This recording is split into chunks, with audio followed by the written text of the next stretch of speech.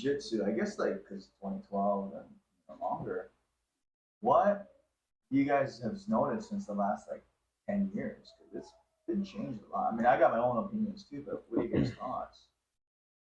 10 years. Wow.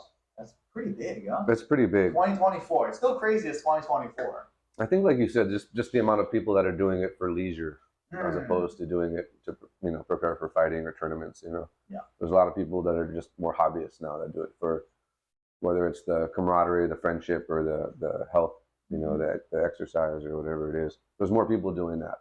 Makes sense. Yeah, I think that's the biggest change I've seen in this amount of time. Well, I guess I would say more variety of techniques. You see a lot more that too. leg attacks. You see these innovative passes. You got these kids that are the Ruo Tolo brothers, so young, training like 24/7 and becoming like champ. It's insane seeing and then you see like I figured there's like he was like a blue belt kind of kid, but then I think he just got his black belt. I can't remember his name. But I remember. No, I think he's a high-level competitor. Oh. Yeah, he's a competitor, but then he was like smashing higher belts, and I think he just got his black belt. I can't remember his name. Might have been Nicky Rod. Oh, Nicky Rod, the black. I mean, he's just got his black belt. Yeah. Oh, really? Yeah, just got his black belt. Yeah. That definitely was overdue. Overdue. Yeah, overdue.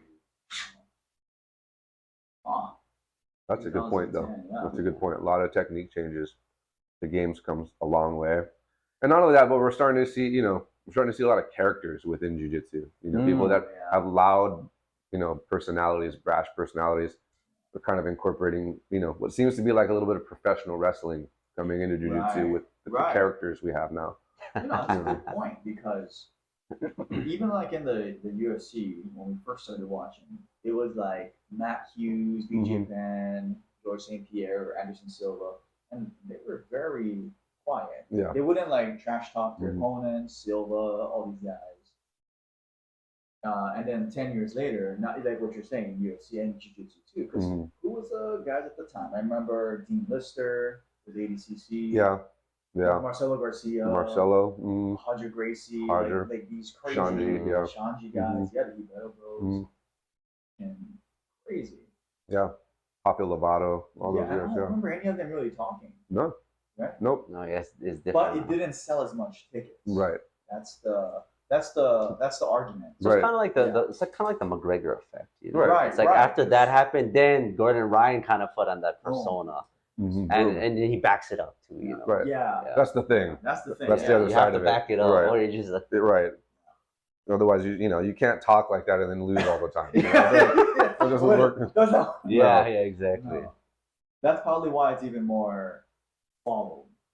Yeah, that makes sense. Yeah. People like personalities, so if there's a personality, whether you like it or don't like it, it's still bringing its attention. Yeah. Yeah, I mean, like even with UFC, if you see an interesting press conference, you kind of want to watch it a little bit more so if they're trash talking. Who are some of the UFC like big personalities?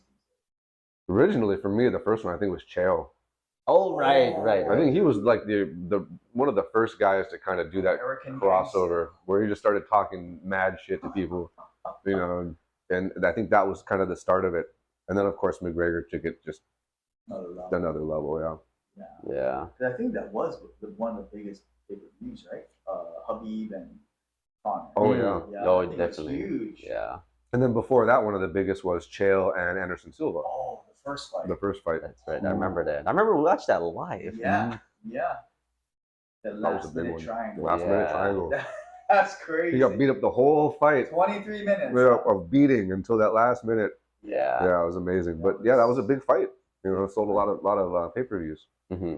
That was the first time I think he seemed human. So Yeah. Because before that he was just like Forrest Griffin and all these guys were like, what the hell? I don't think he'd ever dealt with a wrestler like Chael up to that point. Who kept him down. Kept him down. Was able to dominate in that area. Yeah. Wow.